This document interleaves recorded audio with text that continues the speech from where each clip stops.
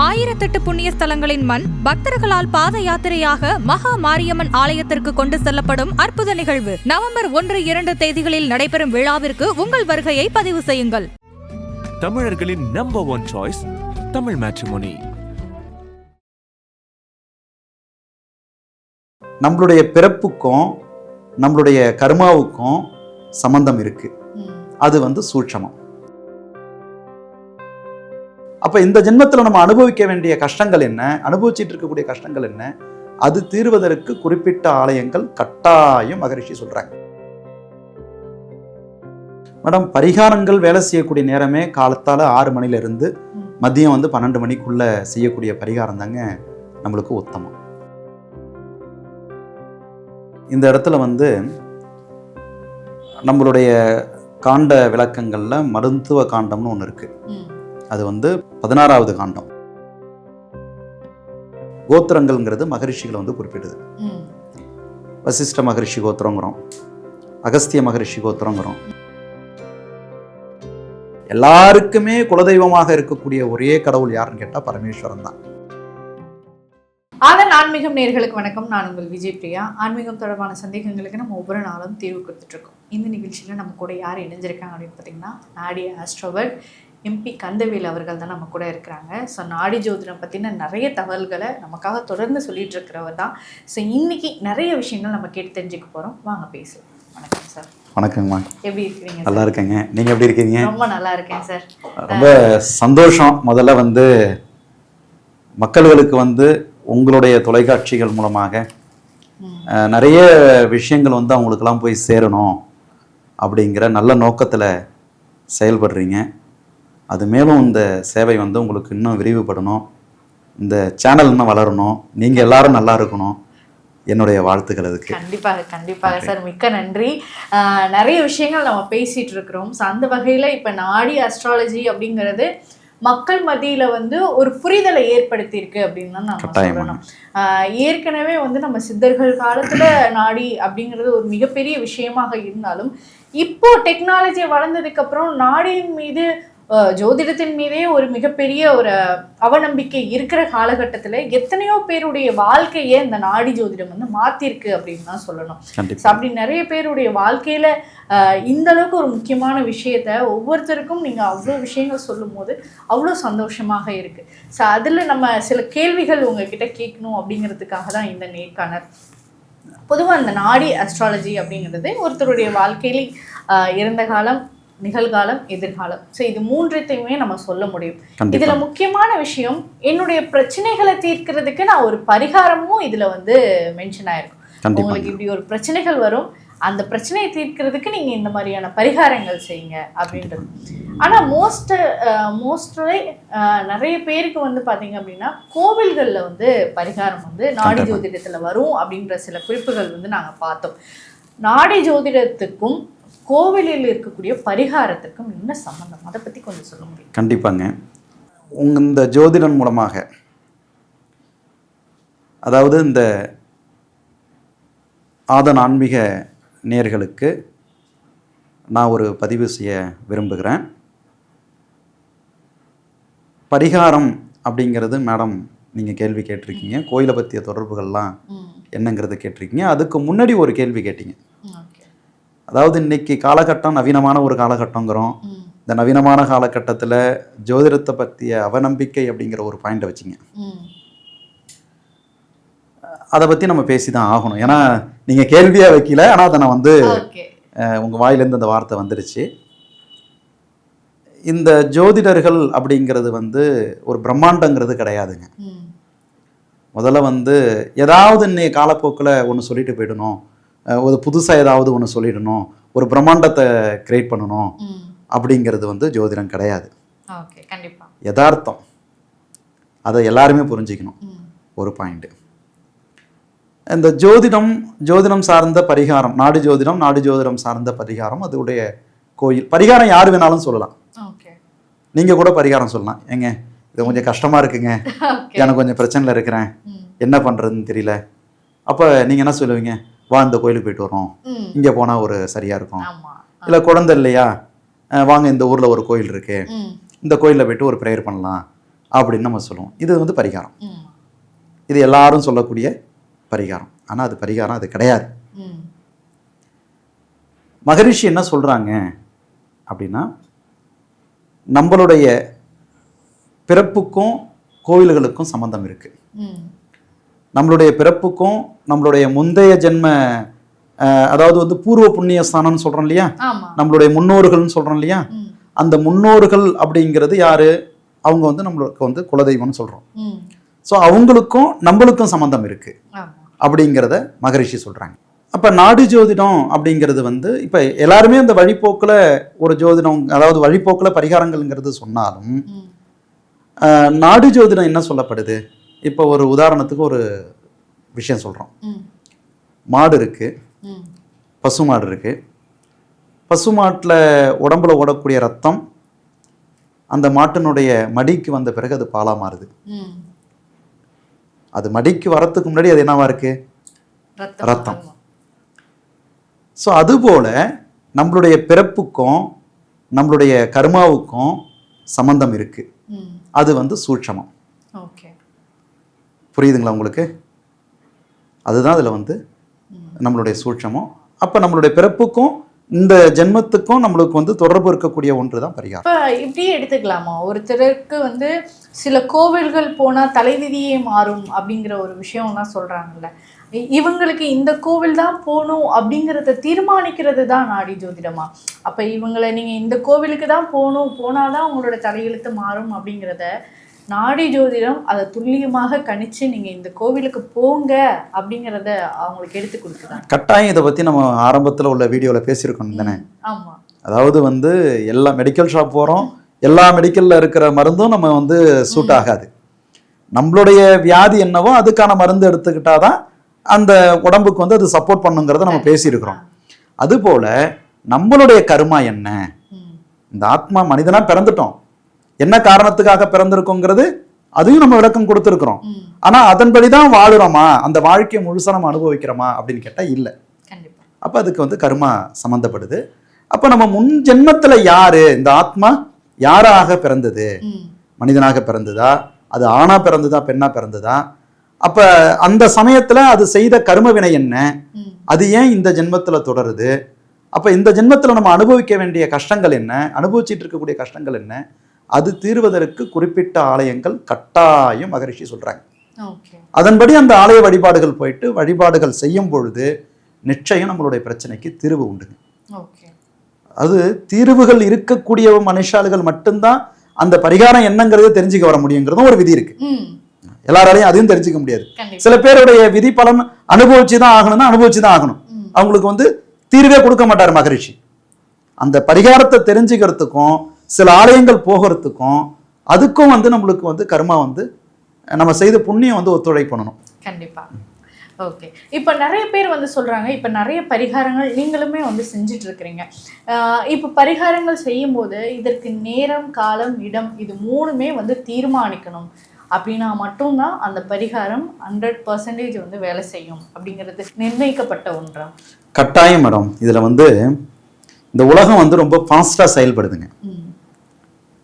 அப்போ வந்து நிறைய சொல்லியிருக்காங்க, சூரியன் உதயத்திலிருந்து சூரியன் அஸ்தமிக்கிறதுக்குள்ள செய்யக்கூடிய வேலை தான் சரின்னு சொல்கிறோம்.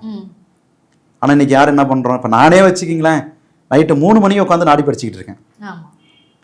ஏன்னா இது நவீன காலம், நேரம் பத்தல அப்படிங்கிற ஒரு கட்டத்துக்கு வந்துட்டோம். காலத்துக்கு தகுந்த மாதிரி நம்ம மாறிக்கிட்டு இருக்கோம். அந்த காலத்துக்கு தகுந்த மாதிரி நம்மளை மாற்றுறதும் இயற்கை தான். எல்லா நேரத்துலையும் எல்லாமே தெரிஞ்சிக்கவும் முடியாது. இப்போ 12 மணிக்கு தான் உச்சி வெயில் வரணும்னா நம்ம என்ன பண்ணணும்? 12 மணி வரைக்கும் வெயிட் பண்ணி தானே ஆகணும். நீ 9 மணிக்கே வந்து உச்சி வெயில் வரணும்னா எப்படி முடியும்? அதுபோல சில விஷயங்களை தெரிஞ்சுக்கிறதுக்கும் அதை செயல்படுத்துறதுக்கும் காலங்கள் வந்து நம்மளுக்கு ஒத்துழைப்பு பண்ணணும். அந்த காலத்தினுடைய நியதிப்படி தான் அது நடக்குது. ஓகே.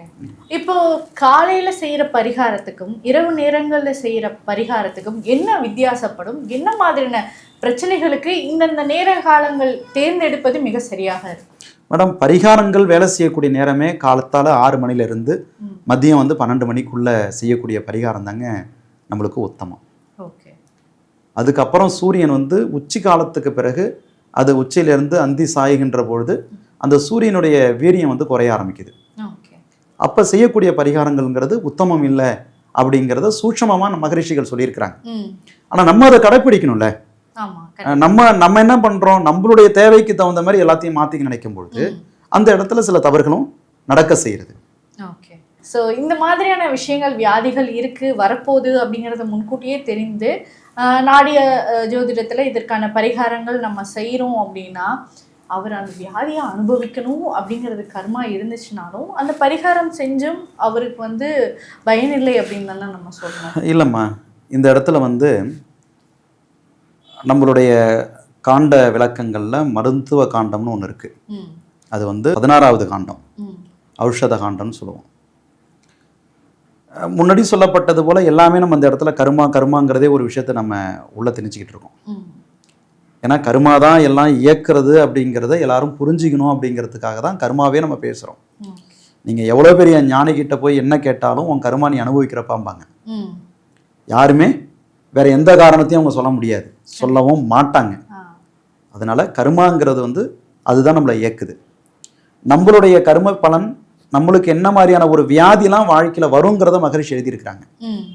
இப்போ நம்ம ஒருத்தவங்களை நாடி எடுத்து படித்தோம்னா இவர்களுக்கு வந்து இந்த வயசில் ஒரு குறிப்பிட்ட வயசில் இது மாதிரி ஒரு தோல் சார்ந்த ஒரு வியாதி வரும், இல்லைன்னா வாதம் சார்ந்த ஒரு வியாதி வரும், முடக்கவாதம் பக்கவாதம்னு சொல்கிறோம்லே அது மாதிரி நோய் வரும், இல்லைன்னா இது மாதிரி மதுமேகம்னா சர்க்கரை வியாதி, அல்லது வந்து பார்த்தீங்கன்னா ரத்தம் சம்மந்தப்பட்டது, இல்லைன்னா அதில் வார்த்தைகள்லாம் ரொம்ப அழகாக இருக்கும். அதில் அதை நம்ம பொருள் இன்னைக்கு காலகட்டத்துக்கு தகுந்த மாதிரி பொருளாக்கம் பண்ணுறது வந்து கொஞ்சம், ஏன்னா மருத்துவம் சார்ந்த விஷயங்கும் போது அது ஒரு விஷயங்கள் கூட பிழை வந்துடக்கூடாது. அப்போ அதில் என்ன சொல்லப்படுது, சில பேருக்கு வந்து பார்த்தீங்கன்னா அதில் சொல்லக்கூடிய வார்த்தை வந்து குருதி சார்ந்த சுரபிகள்னு வரும். அது என்ன அர்த்தம் எடுத்துப்பீங்க? ரத்தம் சம்பந்தமான சுரபி. அப்போ சுரபிங்கிறது இன்சுலின்ங்கிறாங்க. அப்போ ரத்தத்தில் ஏற்படக்கூடிய மாசுகள், இல்லைன்னா தைராய்டு சம்மந்தப்பட்டது, இது மாதிரிலாம் அதில் நிறைய சூட்சமங்கள் இருக்கு. அப்போ இவங்க வந்து இந்த கர்ம பலனால இவனுடைய வாழ்க்கையில இது போன்ற ஒரு வியாதியை அனுபவிக்கணும் அப்படிங்கிறத அது சொல்லியிருக்காங்க. ஆனால் என்ன அதில் ஒரு விஷயம் என்னன்னு கேட்டிங்கன்னா, எல்லாத்துக்கும் தீர்வுகள் உண்டு. அந்த மருத்துவ காண்டத்தை எடுத்து பார்க்கும்பொழுது அந்த வியாதிக்கான உள்ள காரணம் என்ன, எதனால இது நம்மளுக்கு ஏற்படுது அப்படிங்கிற ஒரு பாயிண்ட் வந்துடுது. அதுக்கப்புறம் அதுக்கான தீர்வு, அந்த மருந்து எங்கே கிடைக்குது, அந்த மருந்துக்கு நம்ம எங்கே போகணும், யாரை போய் தொடர்பு கொள்ளணும் அப்படிங்கிற ஒரு விளக்கங்கள்லாம் அதில் இருக்கு. அதை முறைப்படி நம்ம எடுத்துக்கொள்ளும் பொழுது கட்டாயம் ஒரு 80% அதுலேருந்து நம்ம வந்து அந்த குணமாகலாங்க. ஓகே. இப்போ இந்த தெய்வகாண்டம் அப்படிங்கிற ஒரு விஷயம் இருக்குல்ல, ஒருத்தவங்களுடைய இஷ்ட தெய்வமாகட்டும் இல்லை குலதெய்வங்களாகட்டும், இதை பற்றின துல்லிய விவரங்களை வந்து இந்த காண்டத்தில் வந்து படிக்க முடியும், தெரிஞ்சிக்க முடியும். இப்போ நிறைய பேர் வந்து புலப்பேர்னு வந்திருப்பாங்க, என்னுடைய குலதெய்வம் வந்து எனக்கு தெரியல அப்படின்னு நினைக்கக்கூடியவங்க நிறைய பேர் இருக்காங்க. இப்போ இருக்கிற நடைமுறையில் நிறைய பேர் பிரசனம் மூலியமாக குலதெய்வத்தை வந்து கண்டுபிடிக்கிறாங்க. நாடி ஜோதிடத்தில் குலதெய்வத்தை பற்றின முழு விவரங்களை எப்படி கண்டுபிடிக்கிறது, அதற்கு ஏதாவது குறிப்புகள் இருக்குமா? முதல்ல வந்து நம்ம யாருங்கிறது ஒரு விஷயம் இருக்கு. நம்ம முதல்ல என்ன சொல்றோம், நீ எந்த கோத்திரத்துல பிறந்த அப்படிங்கிற ஒரு பாயிண்ட் வைக்கிறோம். அடுத்தது என்ன சொல்றோம், குலதெய்வம் என்னங்கிற ஒரு பாயிண்ட் வைக்கிறோம். இப்போ எந்த ஒரு கோயிலில் போயிட்டு நம்ம பூஜை பண்ணினாலும் ஒரு நல்ல காரியங்களுக்கு நம்ம பயன்படுத்தும் பொழுது நம்மளுடைய நாம நட்சத்திரம் கேட்குறோம். அதுக்கப்புறம் என்ன சொல்றாங்க, நீ எந்த கோத்திரம் அப்படிங்கிறாங்க. முதல்ல கோத்திரம்னா என்ன? கோத்திரங்கள்ங்கிறது மகரிஷிகளை வந்து குறிப்பிட்டது. வசிஷ்ட மகரிஷி கோத்திரங்கிறோம், அகஸ்திய மகரிஷி கோத்திரங்கிறோம், காஷிப மகரிஷி கோத்திரங்கிறோம். அப்போ அந்த கோத்திரங்கள் எல்லாமே மகரிஷிகளுடைய பேராகவே இருக்கு. அப்போ நம்ம எந்த மகரிஷினுடைய வகையாராவில் நம்ம வந்திருக்கிறோம் அப்படிங்கிறது தான் கோத்திரம். அப்போ நம்மளுடைய பாட்டனா நம்ம நேர அப்பான்னு சொல்லுவோம், நம்மளுடைய அப்பா முப்பாட்டனுக்கு முப்பாட்டன் இப்படியே எடுத்துக்கிட்டோம்னா நம்மளுடைய ஆதியந்தம் பார்க்கும்போது கடைசியா பார்த்தீங்கன்னா நம்ம ஏதோ ஒரு மகரிஷியுடைய கோத்திரத்திலேருந்து வந்திருக்கிறோம். அது ஒரு பாயிண்ட் கிளியர் ஆகுது. அடுத்த பாயிண்ட் என்னன்னு பார்த்தீங்கன்னா குலதெய்வம். இந்த குலதெய்வங்கிறது வந்து எல்லாரும் சொல்றது என்ன சொல்லுவோம், ஒரு ஜாதகத்தில் இது 5வது இடம், இது பூர்வ புண்ணியஸ்தானம், இதுதான் குலதெய்வம் அப்படிங்கிறோம். இந்த குலதெய்வங்களுக்கெல்லாம், குலதெய்வம் தெரியாதவங்களுக்கும் உங்க மூலமா நான் சொல்றேன், எல்லாருக்குமே குலதெய்வமாக இருக்கக்கூடிய ஒரே கடவுள் யாருன்னு கேட்டா பரமேஸ்வரன் தான். ஏன்னா அவரு தான். சின்ன ஒரு உதாரணம் சொல்றேன். இப்போ வந்து ஒரு மினிஸ்டர் இருக்காங்க, யாரு, இப்போ நம்மளுடைய நாட்டினுடைய பிரதமர்னு இருக்காங்க. ஆனால் பிரதமரே எல்லா வேலையும் செய்யறது இல்லை. ஆமா. அவருங்க வந்து என்ன செய்யறாங்க, ஒவ்வொரு இடத்துக்கும் ஒவ்வொரு ஆட்களை வந்து பணி நியமனம் செய்யறாங்க. ஆனா அவங்களுக்கு மேல ரிப்போர்ட் பண்றது யாராக இருக்கிறா? நம்ம பிரதமரை தான் இருப்பாங்க. அதுபோல பரமேஸ்வரன் தான் முதன்மை. அப்ப அந்த பரமேஸ்வரன் தான் எல்லா டியூட்டியும் பார்த்துக்கிட்டு இருக்கிறார். ஒவ்வொருத்தவங்களும் என்னென்ன வேலையை பார்க்கணும். ஆனா இவங்க எல்லாருமே யாருக்கு வந்து ரிப்போர்ட் பண்ணணும்? பரம்பொருளாகிய சிவபெருமானுக்கு தான் ரிப்போர்ட் பண்ணணும். அதனால இதனால நிறைய வாதங்கள் கூட வரலாம். நிறைய பேருக்கு வந்து இது வந்து ஒரு கேள்விகளை உருவாக்கலாம். கட்டாயம் வருங்கிறது எனக்கு தெரியும். பட் ஆனா நம்ம எல்லாருக்குமே குலதெய்வமாக இருக்கக்கூடியது நம்மளுடைய கடவுள் வந்து பரமேஸ்வரன் தான். அது வந்து அவர் தான் ஆதி. அதை சார்ந்துதான் மற்ற எல்லாமே இயங்கிக்கிட்டு இருக்கு. அவன் இன்று அணுவும் அசையாதுன்னு சொல்றோம் இல்லையா, அப்படிங்கிறது இருக்கு. அப்போ குலதெய்வம் நாடி மூலமா நம்ம எடுத்துக்கிறது தான் சரியான முறை. அது வந்து நம்ம குறிப்பிட்டு இவங்களுக்கு இன்னாருதான் சொல்ல முடியாது. அப்ப நம்ம இவங்க வந்து அந்த எந்த தெய்வத்தை சார்ந்து, அதாவது வந்து மூலப்பொருள் வந்து பரமேஸ்வரனாக இருந்தாலும் எந்த தெய்வத்தை சார்ந்து வருது அப்படிங்கறத வந்து நம்ம துல்லியமா அது சாஸ்திரத்துல நம்ம எடுத்துக்கலாம். இப்ப நிறைய பேர் வந்து சொல்லுவாங்க, உங்களுடைய குலதெய்வம் கோயில் வந்து இந்த மாதிரியான ஒரு ஏரியாக்குள்ள இருக்கும், பெண் தெய்வமாக இருக்கும், இல்ல ஆண் தெய்வமாக இருக்கும் அப்படின்லாம் சொல்லுவாங்கல்ல. இது வந்து என்ன மாதிரியான விஷயங்களை வந்து நாடி ஜோதிடத்துல குலதெய்வத்தை பத்தின ஒரு புரிதலை கொடுக்கும்? குலதெய்வத்தை பத்திய புரிதல், அதாவது வந்து பார்த்தீங்கன்னா, இப்போ நான் வந்து என்னுடைய நாடி எடுத்து படிச்சிருக்கேன். அப்போ என்னுடைய நாடியில் வந்து என்ன வந்ததுன்னா, அலங்கார ஒரு பெண் தேவதை, அது வந்து ஊருக்கு கொஞ்சம் வெளிப்புறமாக இருக்கும், அவங்களுக்கு வந்து ஒரு காவல் தெய்வம் கூட நிற்பாங்க அப்படின்னு வந்தது. அப்போ என்னுடைய தெய்வம் யாரு? அங்காள பரமேஸ்வரி. அந்த அங்காள பரமேஸ்வரிக்கு காவல் தெய்வமாக இருக்கிறது யாரை சொல்லுவோம்? அருவாவோட குதிரை மேல அமர்ந்து இருக்கக்கூடிய காத்த வீரனார், பெரியாட்சி பாவராயின்னு சொல்லுவோம்.